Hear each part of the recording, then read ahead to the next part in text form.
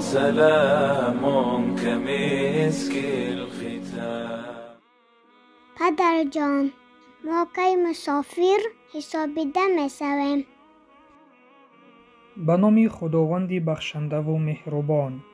فرزندم، ما اگر از حدود شهر تولد شده امان یا شهری که استقامت داریم به مقصد سفر خارج گشته از 90 کیلومتر بیشتر مسافت را طی نموده با مقصد کمتر از 15 روز ایستادن را نیت کنیم، مسافر حسابیده می شویم.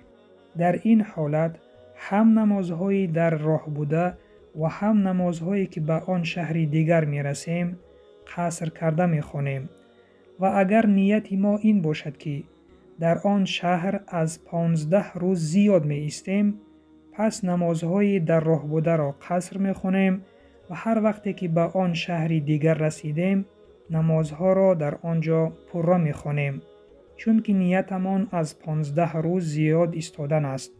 و کسی نیت می کند که به شهر دیگر رفته در آنجا از 15 روز زیاد می ایستد، در آن شهر او مسافر نمی باشد بلکه مقیم می باشد.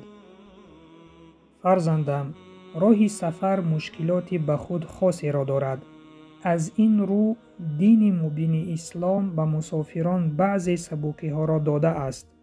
نمازهای فرضی از 4 رکعت عبارت بوده، به مانند 4 رکعت فرض پیشین، 4 رکعت فرض عصر و 4 رکعت فرض خفتن قصر کرده به 2 رکعت خوانده می شوند و نمازهای فرض 2 و 3 رکعت بوده به مانند 2 رکعت فرض نماز بامداد و 3 رکعت نماز فرض شام پره خوانده می شوند، یعنی قصر کرده نمی شوند.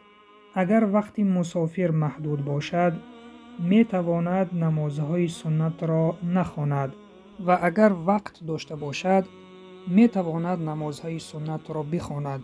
نمازهای سنت پره خوانده می شوند، آنها در سفر قصر کرده نمی شوند. فرزندم، هنگام سفر مسافر 3 رکعت نماز ویتر واجب را پره می خواند.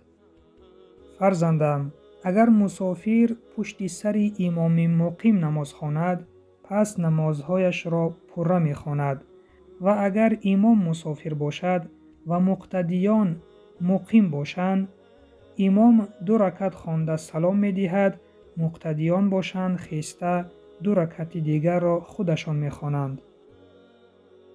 فرزندم، اگر نمازهای مسافر هنگام سفر قضا شده باشند، آن نمازهای فرضی که از 4 رکعت عبارتند آنها را 2 رکعت می خواند و آن فرضهایی که از 2 و 3 رکعت عبارتند آنها را پره می خواند و این چونین نماز 3 رکعت ویتر واجب قضاییش پره خوانده می شود. و اگر مسافر در شهری که در سفر بود وقت یافت که قضایی‌های در مقیم بودنش را خواند، پس آن نمازهایی که در وقت مقیم بودنش قضا شده بودند قضایی آنها را پره می خواند.